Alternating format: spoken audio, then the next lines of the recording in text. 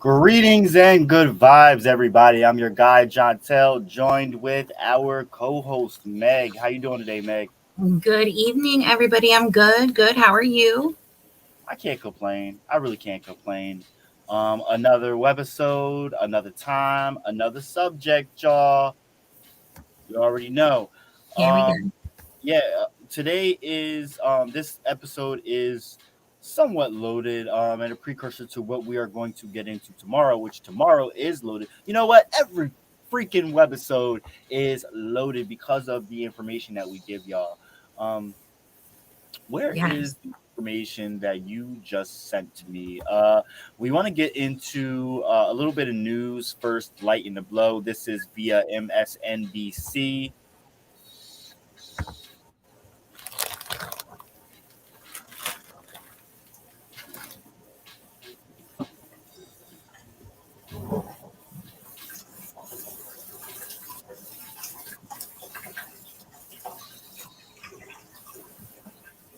Pennsylvania state trooper who was once honored as Police Officer of the Year.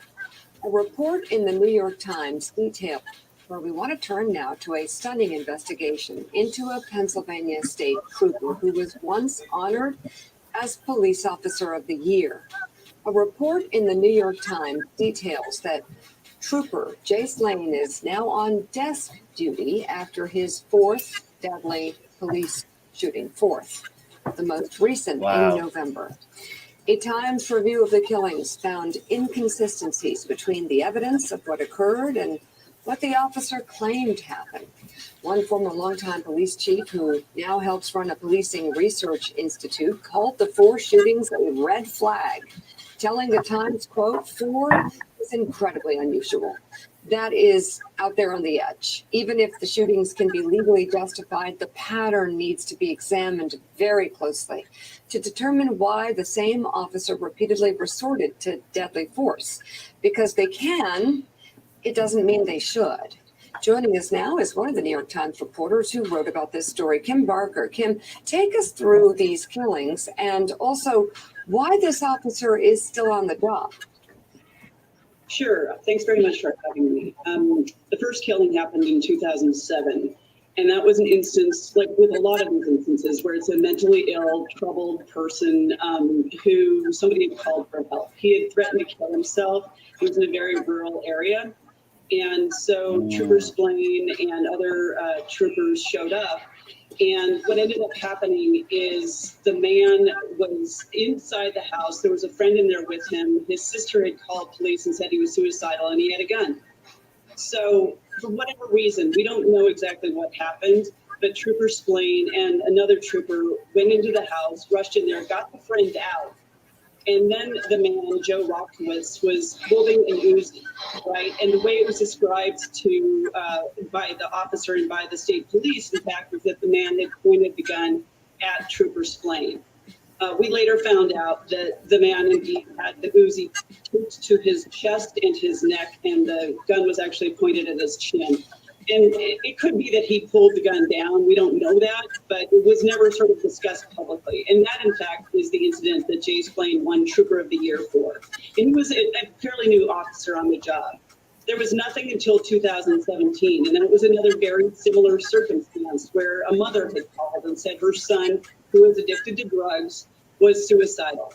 And so they showed up and, urged her to call him back because he was on the run. And he came back because he thought he was going to get some money. And while he was in the car, instead of trying to de-escalate the situation, the troopers ran out and allegedly saw the man lighting something who had threatened to blow his head off with a bomb. And they ended up, instead of backing up or trying to talk the guy out before they got into that situation, they shot him, right? So that's the second one. The third one happened in March of 2020. And that was when this woman named Cherry Thome was, again, troubled, mentally ill, addicted to drugs. And she did not stop when police were trying to pull her over.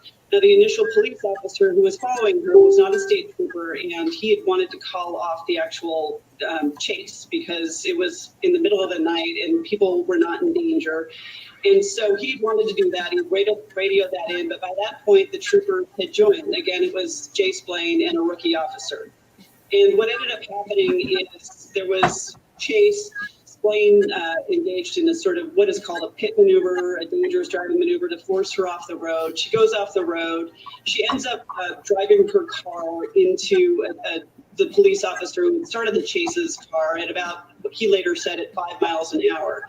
And for Splain and enough, they jumped out and again, ran over right away within seconds and ended up shooting Charity Thome in her vehicle.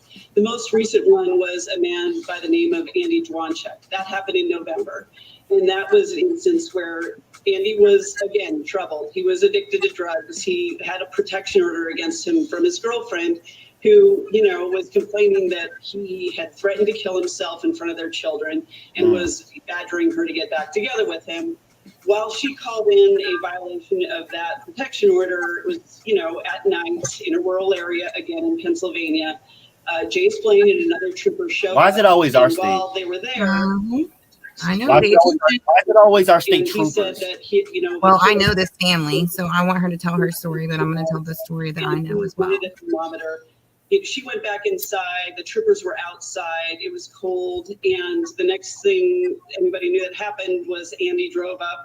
He was staying just a few blocks down the road, and he was shot. And the police later claimed that he had dragged the other trooper back and forward, and so Jay Splain shot him. But the really crucial thing in all of this is that nobody knew, that nobody said anything about there's this guy out there on the force that's killed one person, that's killed two people, that's killed three people, and now has killed four. It was always an anonymous trooper. Wow. And in every single case, the state police, the state officer from the same troop was actually involved in leading the investigation. Kim Spargate, incredible reporting. Thank you for that. I just, part of the concern here is that because we have such a decentralized series of police departments across the country, I'm just wondering, from your perspective in this deep dive, are there some changes that can be made at a systems level to prevent this from happening and to hold? Okay, I don't want to know her answer. I want to know your answer to that. Is there something that we can do? We can have accountability throughout. The police never should police the police. It should always be a third-party external investigation into police brutality, police misconduct, and government corruption. That's just my honest opinion. That's the only way that we're going to, make any kind of change, as well as having civilian review boards. I think those are really important. Yes. By the time they get to the maturing stage that they're, actually offered to the public, they're watered down so much. Like Yeah. Lancaster City in Pennsylvania has a what is it, like a cop, I forget what the name of it is. It's it was supposed to be a civilian review board, but it got watered down to like a breakfast with a cop type thing. Really? A working class group or something like that is its name. But yeah, Wow. you go to like breakfast with a cop and like stuff like that, but it doesn't fix the root of the problem. And the root Exactly. of the problem is these people are being criminalized for having a mental health issue or being, in poverty. And that's what's killing us. Like it's a government, horrible cycle that we have to break. We have to figure out, what it's going to take to stop this, from reoccurring constantly. It's redundant at this point. Yeah. I. So, what is your take on this story that we were just talking about from Yes. the So MSNBC? So I had a task about 4 months ago, and we could actually get this woman on the show. I never even thought about it. But I was reaching out to families involved directly with police brutality and police officer involved shootings, and was contacting the family, just offering a layer of support and like compassion, offering them a wrongful death attorney because we have a statute here in Pennsylvania for 2 years. So I did contact Andy. I'm not going to slaughter his last name, the last person that Jay Splain murdered. And Mm. the family says that I spoke to Jay's sister, and the family says that, or not Jay's sister, Andrew's sister, the guy that passed away. She stated that he was tased after he was dead as well. What the? So, yeah. And I believe it. I doesn't like, after seeing what we've seen recently, nothing surprises me at this point. Like, and I think the biggest, and also to mention, like, these police departments are covered by the police union. The bigger the department, the bigger Right. the union. So, like, So, is that the case with PSP, Pennsylvania State Police? right. Right. So Pennsylvania State Police will investigate all deaths in the state of Pennsylvania if it's an officer involved shooting. It's the police, investigating the police. And especially if it's in close departments or close proximities, like where is the transparency, the accountability? Like, Right. and even for here, I'm questioning, like, so whenever a police officer, like, that's why we need to be, like, continuous on asking questions and on our right to know requests to find out, like, what these department standards and protocols are whenever it comes to like how they're supposed to handle these situations. All of that is public knowledge, public information. We have to be Talk about it. constantly paying attention, to what they're doing. I mean, if we don't pay attention, they don't really have anybody that they answer to other than the public. Right. And so there's always time for community comment, and which gets your comments on records at these meetings. They are long and boring as hell. I'll be the first one to tell you, you want to fall asleep. It's like, but at the end, you can say what you need to say and you can get it on record, which if you have enough, like, comments on record that state certain things, like that gives you rights, in What do you civil mean? lawsuits. And like, so every government meeting, when they have a public comment section, anybody can get up and speak. Right. So, like, And you mean like a city council meeting, and if yes, there's like something going on, like for example, here in Lancaster, we have the new prison that is supposed to be getting built, and we'll talk about that in the next segment. The new Lancaster City Prison is getting built in the southeast section outside of the city, across the river, where it is away from the general population, but it's still in the southeast quadrant of the city. So guess who is going to affect the most? For those who don't know, Lancaster City in Pennsylvania, it is predominantly black and brown and predominantly poor. And the southeastern section of the city is the most poorest and the most black and brownest. Um, and and 48% of Lancaster City is poor. right. 100% data. Like, And the so, sad but truth of it. why would they build? First of all, why would they build the prison closest to the poor and the black and brown people? And why would they not? Why would they put people on the redevelopment board that they're not really community advocates as far as like the guy that they chose, so everybody could throw their name in the hat. I'll be the first one to say I threw my name in. I know an attorney that threw their name in. I know the leader of Have a Heart Group threw his name in. Very qualified individuals. None of us got it. They hired somebody that already works for the government. That's how it works, unless we all stand up and have, say something about it. Talk about it. But yeah, we'll get into that in our next segment. But yeah, I definitely have a lot to say about the prison redevelopment. But that just So, shows we have to but stand your up point, right? and Your talk. point is that people, we need to make sure that we go to these kinds of meetings, or at least comment online, because most of these kinds of things are available online. For example, you can go to Lancaster City's YouTube for people who are in Lancaster City, Pennsylvania. You can go to the YouTube channel and check out the meetings as they're happening in real time and comment. Usually, you can comment on them. And if they're not leaving it open for comment, you can complain about that as well.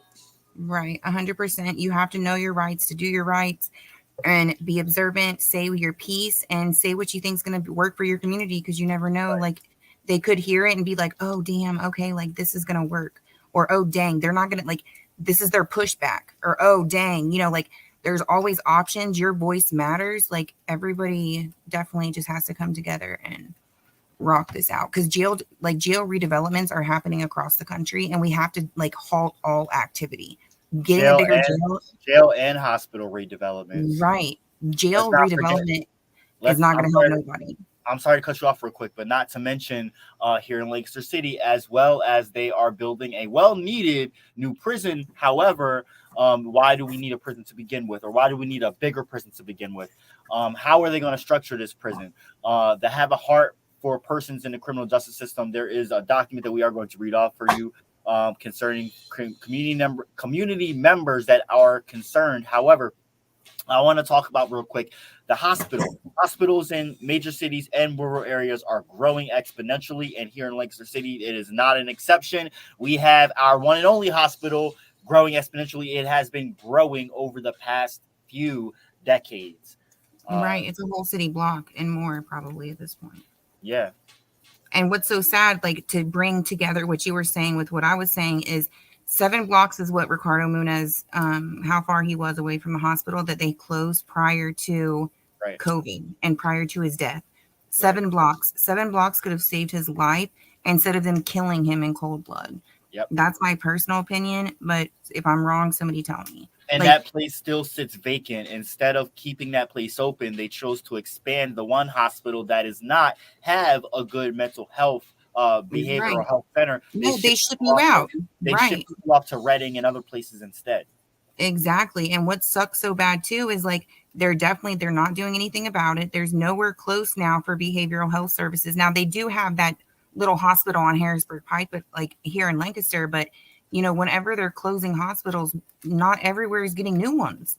Right. Like, and that's something that's concerning.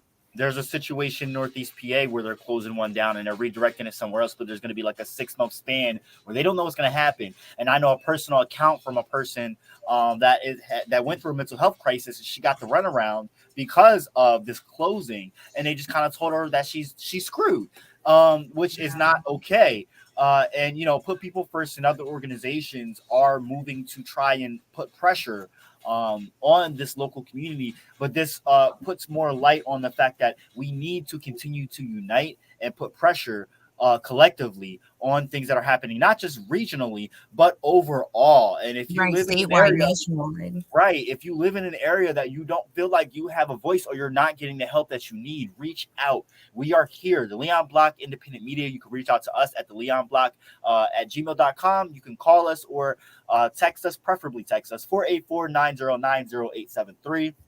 You can DM us through the Leon Block Facebook page. You can hit us up on YouTube. We do have a Twitter and Instagram as well.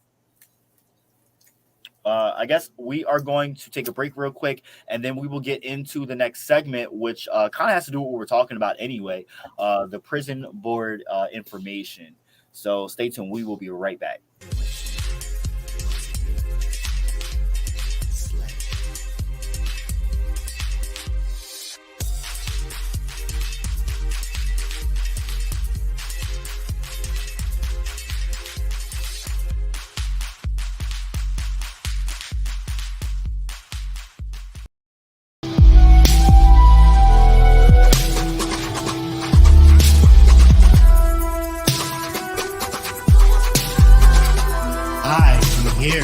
Feed my soul. I walk alone to ensure the energy can flow. And in this life and path and journey, Living, thriving, breathing cheap. Living, thriving, being free. All right, y'all, we're back. I want to go ahead and read this because I'm really eager to read this, Meg. Do you just want to explain really quick to everyone what we're going to talk about and what this is about?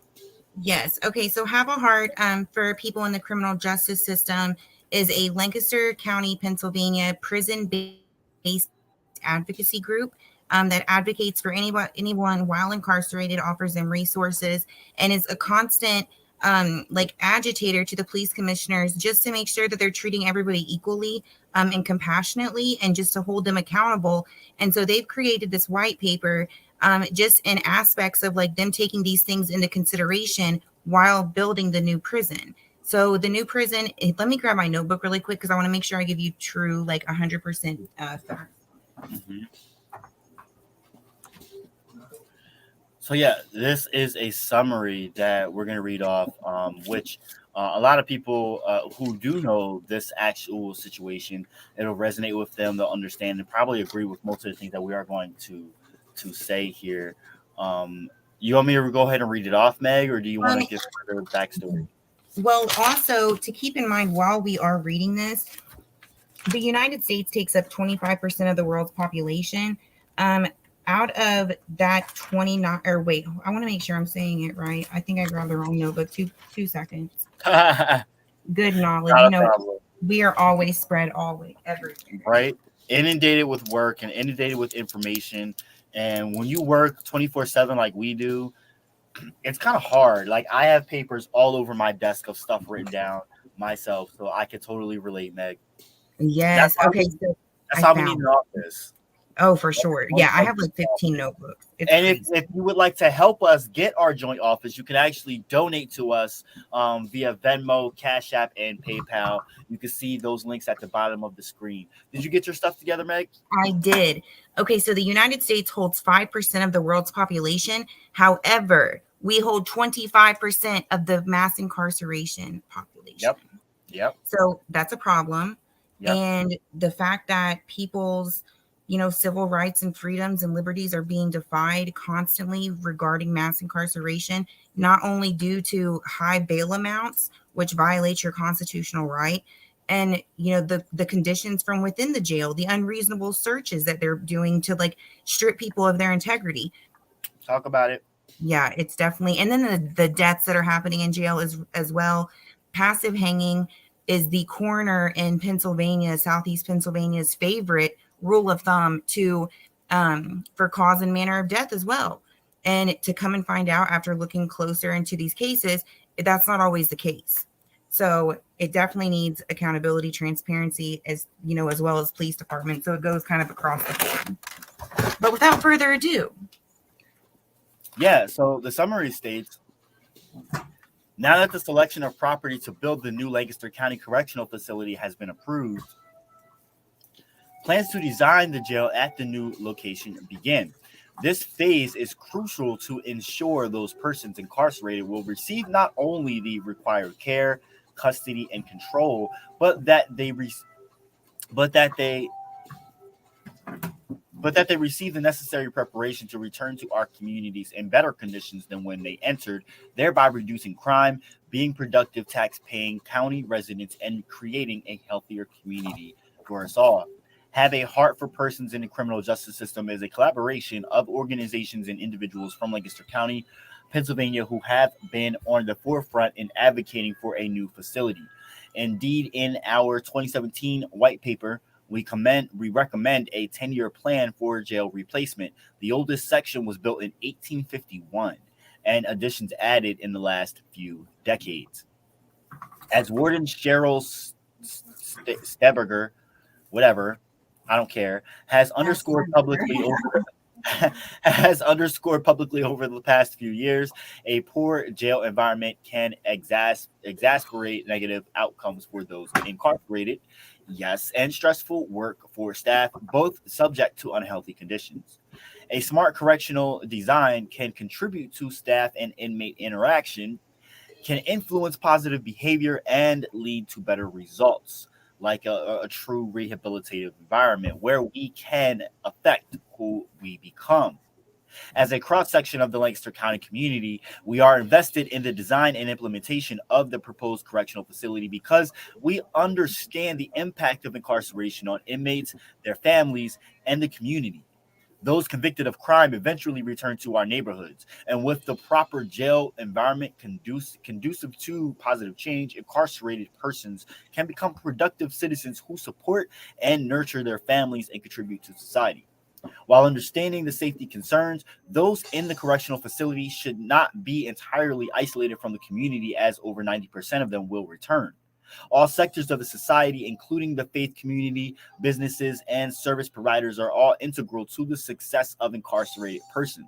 And we hope that Lancaster County Prison Board and the commissioners of the county will listen to correctional facility architects and staff and ask for input from a diverse cross-section of our community, including former incarcerated persons. And our primary goal is to build an institution that provides for positive change and its inhabitants. Studies have shown that people who feel a valuable part of society are much less likely to return to crime than those who feel ostracized. This critical juncture can enable incarcerated persons to learn valuable life.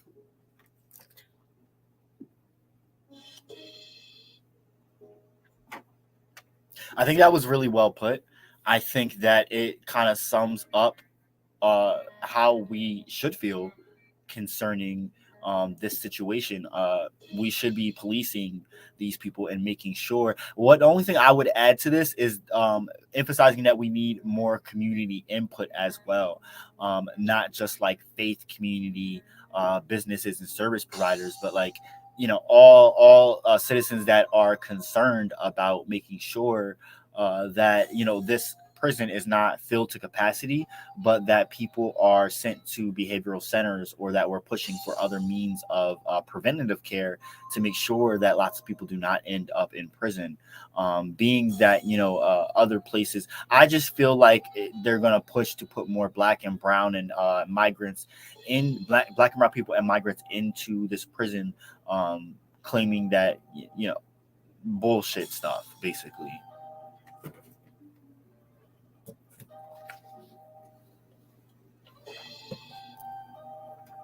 Meg, do you have any further information on this, or do you want me to go ahead and show the footage from that meeting? What was that? No.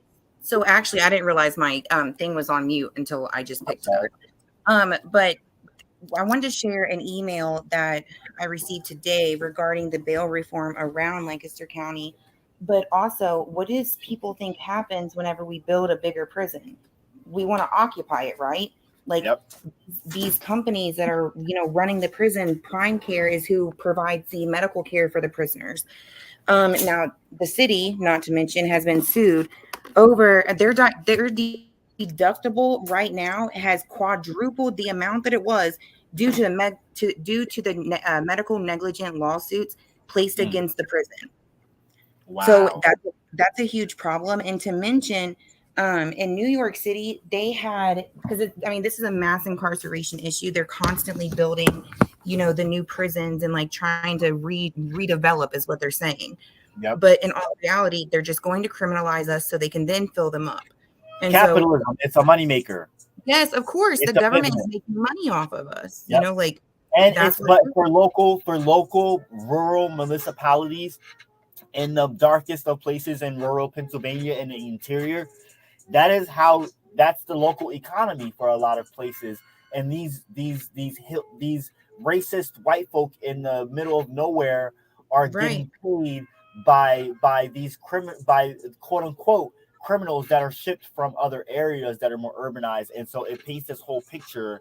And really, these people are essentially just they're not prison wardens or correctional, whatever officers. They are slave catchers in another form. Right. 100%. It's definitely a way of slave catching. And they justify capitalism by, we need this job to feed our families. No, you don't. You are a slave catcher. Get a real job. Find your purpose. The Sorry. new jail here in Lancaster, no, you're fine. The new jail here in Lancaster is estimated to cost $163 million, by far the largest capital project ever undertaken by Lancaster County. The Wow. current jail is a humanitarian disaster, and we commend county leadership for wanting to provide a better environment for our neighbors who are deprived of their liberty. But does the price tag have to be so high? We Right. don't think so. And that is from Michelle Batt with Lancaster Bail Fund. And so, from the materials provided on the county website, we would like to build a bigger jail, one with 1,117 or 75 beds, and the ability to expand up to 1,575. The current jail has a capacity of 1085, and the population currently hovers in the high 700s, low 800s. On any given day, about 2/3 of the jail population are being detained pre-trial, which means by the Constitution they are innocent until proven guilty. And they're not serving sentences. And in fact, the number of people in our jail who are convicted of a charge against them and serving sentences is rarely higher than 300. So why build a jail that can fit 4 times that amount of people? Wow. Believe it or not, jail sizes are not a function of population or crime rates. They are a function of policy choices. Take New York City, for example. In 2019, the city council voted to reduce the number of jails from 11 to 4, reducing the city's jail capacity from nearly 14,000 beds to a projected 3,300.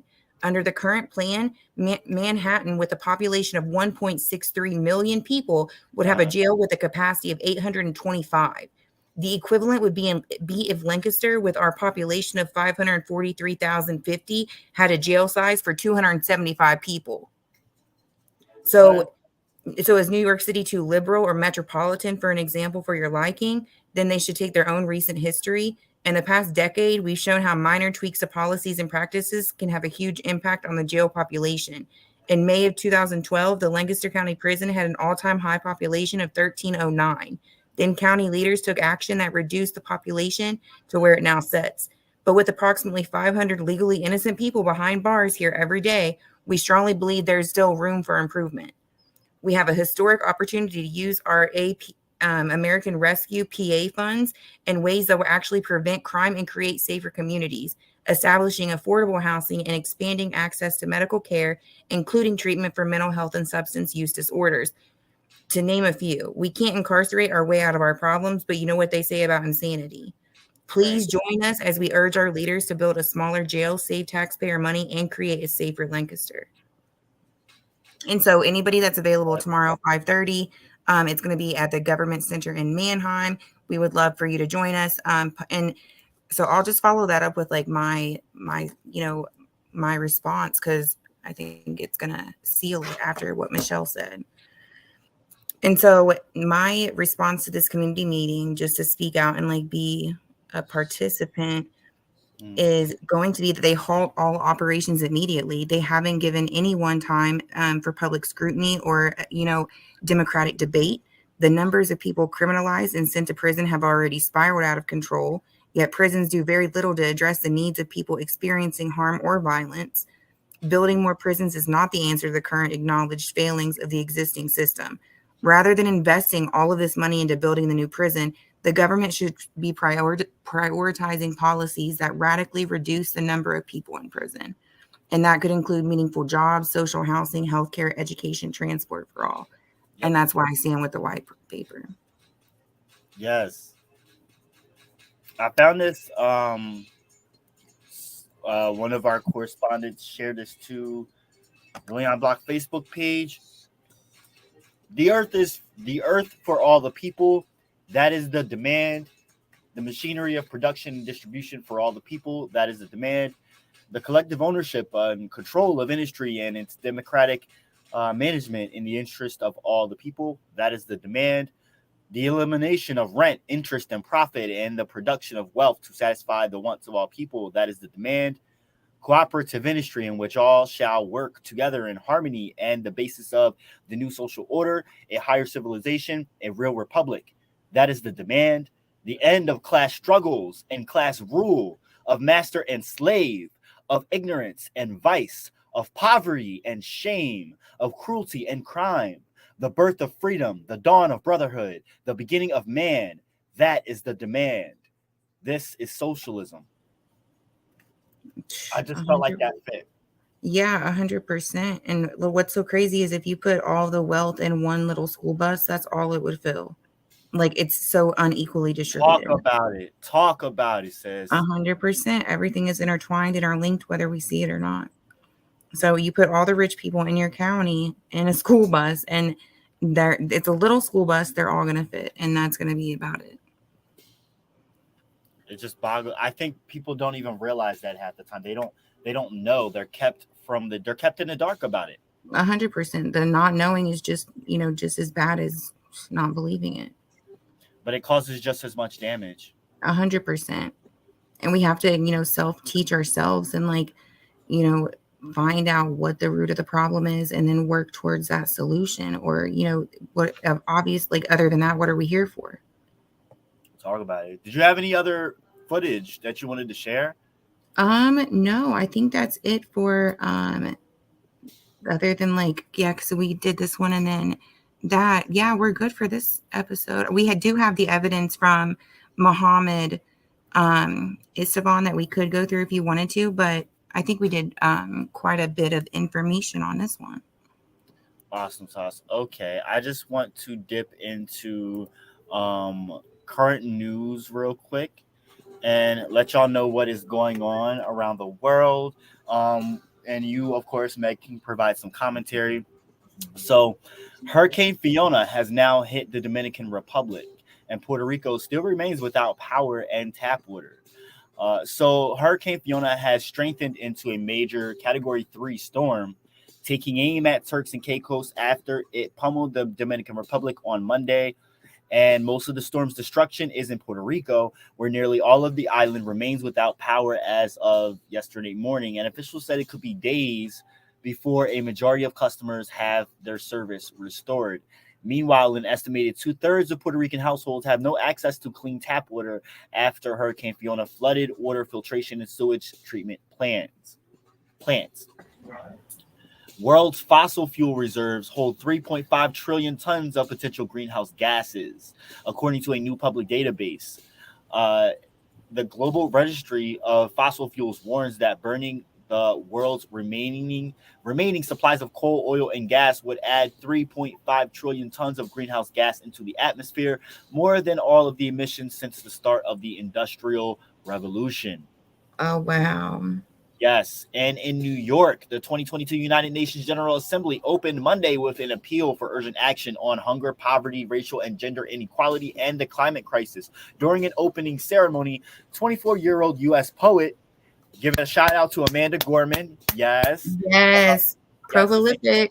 Yes, the same poet who came out with The Hill We Climb during Biden's inauguration.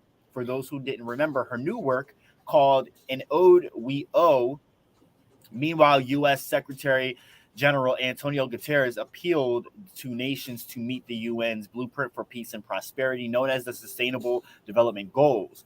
And he said, quote, young people and future generations are demanding action. We cannot let them down. This is a definitive moment. All of you here today and those tuning in from around the world give me immense hope that we can put our hands on the wheel of progress and steer a new course. All right. Yes. Yes. The knowledge, always arm yourself with knowledge, everybody, for sure. That's what we bring to the table every single day. Of course. Back in the U.S., new figures show the Biden administration has arrested more than 2 million people along the U.S.-Mexico border in over the past 11 months. It's by far the fastest rate of arrests at the southern border in U.S. history, surpassing last year's record of a total of 1.7 million arrests. Wow. Yeah, and in Texas, a San Antonio area sheriff has launched a criminal investigation into whether recruiters unlawfully tricked a group of 48 asylum seekers into boarding flights that took them to Martha's Vineyard, the island off the coast of Massachusetts. Lawyers for the migrants say they were given brochures promising cash assistance, job placement services, and more. And a county sheriff said Monday the asylum seekers were instead unceremoniously left stranded. Wow. Yeah. According to the sheriff, he said, quote, well, what if anything did they sign? Did they even understand the document that was put in front of them? If they signed something, or was this strictly a predatory measure, something coming and preying upon people that are here minding their own business and are here legally, not bothering a soul, but somebody saw fit to come from another state, hunt them down, prey upon them, and take advantage of their desperate situation just for the sake of political theater, just for the sake of making some sort of statement and putting lives in danger, end quote. And you know the thing is, these are people seeking asylum, so it is different. They are coming here legally. Last week, Florida Republican Governor Ron DeSantis took credit for sending the asylum seekers to Martha's Vineyard, saying it's part of a broader scheme by Republican governors to bus or fly migrants to states controlled by Democrats. Wow, are they serious? They definitely are doing that though. That's shady as fuck. Strategic. Yeah. A panel of UN experts said Monday Ethiopia's government may have committed, quote, war crimes and crimes against humanity in the northern Tigray region. The report by the International Commission of Human Rights Experts on Ethiopia was released as Ethiopia renewed its military offensive against separatist rebels in Tigray, ending a 5-month-old ceasefire. The commission said Monday all parties to the conflict were found to have committed crimes, including extrajudicial killings and rape. The conflict in Tigray has combined with the climate crisis to exacerbate a food shortage in Ethiopia, where some 20 million people are in need of humanitarian assistance. Wow. Whew. That's crazy. Yeah, that's a situation that's been going on for quite some time, and it's interesting that I'm glad that we're over talking about Ukraine for the most part. I don't know, I'm not following mainstream media these days, but they need to be talking more about what's going on with Tigray and Ethiopia at large, because it is a storied topic that a lot of people think of Ethiopia. I think it's just a bunch of poor people, which is not the case. In Mexico, at least 2 people were killed as a major 7.6 magnitude earthquake struck the Pacific coast near the port city of Manzanillo. Wow, I'm horrible. Oh, in Mexico? Yes, Monday afternoon. Oh, no. And it triggered a tsunami alert, collapsing buildings near the epicenter and knocking out electricity to over 1 million customers. It was felt as far away as Mexico City and beyond. Oh, my brother-in-law's in Mexico City. Yeah. The U.S. releases Taliban prisoner in exchange for American Mark Freese. And what about Brittany Griner? That's all I have to say about. Yeah, that's my question too. Yes. Global Tel-Link will pay $67 million to settle claims it seized funds from prisoners. A for-profit company that operates prison telephone lines has agreed to pay $67 million to settle this class action lawsuit brought by incarcerated people. Advocates say Global Tel-Link routinely pocketed deposits made by prisoners to prepaid phone accounts and preyed upon prisoners by charging them exorbitant rates of up to 100 times the actual cost of calls. Yep, 100%. That's happening. And they are the richest for-profit, like GTL network. Oh my goodness. Yeah, that's crazy. If somebody's in prison for 6 months, you're going to easily spend $1,000 if you like to talk to them. That is insane. Yeah. Wow. In Baltimore, supporters of Adnan Syed are celebrating his release from prison Monday after a Maryland judge vacated his murder conviction. The 41-year-old man has spent 23 years behind bars after being convicted of the 1999 murder of his ex-girlfriend, Hae Min Lee. His case gained international attention when the award-winning podcast Serial re-examined his conviction and raised new questions about his guilt. A Baltimore County Circuit Court judge has ordered new DNA testing in the case, tests that were not available at the time of his conviction. Syed could be still facing a new trial. State attorneys for Baltimore, Maryland Mosby spoke on Monday saying, quote, "We're not yet declaring Adnan is innocent, but we are declaring that in the interest of fairness and justice, he is entitled a new trial." Wow. Yeah, wow. Go ahead, Meg. I don't think that you should be able to have like a hung jury or like be found innocent, and then get re-indicted. That's such fucking bullshit. Say that shit. It is some bullshit. And it's double jeopardy in most cases. Pay attention, y'all. Like Yep. they can't do that. It's not okay. They cannot charge you for the exact same charges that you just got exonerated from. It would have to be another degree of charge that they would have to charge you for. Know your rights. Yes. That's right. So I guess we're gonna get out of here. Is there anything you want to wrap up and let people know or talk about? Anything that you're excited about or you've been working on? You want to let people know about anything? Let me see here. Tomorrow, meet us at the Government Center in Mannheim, 5:30. Of course, they have like a super early meeting, so nobody can attend. But we are going to fill that place up. We have lots of comments to make. So join us in Mannheim at the Government Center. We'll post a link in the comments. Are you going to go live? Because I can provide commentary and be your mod. I could possibly go live. I'd have to use somebody else's phone because my phone probably will not work. Talk about it. Struggles. You can always donate to us and help us out, y'all. Yes, Venmo, Cash App, the Leon Block, LMG at Venmo, the Leon Block on Cash App. We would greatly appreciate it. It takes phones and media equipment, laptops to be able to run the show properly for you guys and go live from these events that we're going to be speaking at and then talking about. So yeah, we would definitely appreciate that. Love your neighbor. Love is water. Seeds of love throughout life and elevate your purpose in your higher being. Yes, I love that. We also do have an Amazon wish list for those who would like to donate in that way. You can ask us how you can find it. And yeah, I don't really have much to say as either. We could just go ahead and wrap this on up. Everyone, I hope that you are being safe. I hope you are loved because guess what? You are blessed nonetheless. All of the stress and pain that you are dealing with in your life and all of the stuff around us that is going on, it is not your fault. Be blessed. Be stress less. Okay? Love yourself. Live with purpose. Make sure you meditate on your path. Celebrate your being. Liberate your spirit and educate yourself. I'm John Tell. And I'm your girl, Meg. And have a good evening. Bye. You, I am, me, then and now. I am spirit, I am light. Followed by many, I follow none. I lead none, I walk together as one. One body, one life. One now, one mind.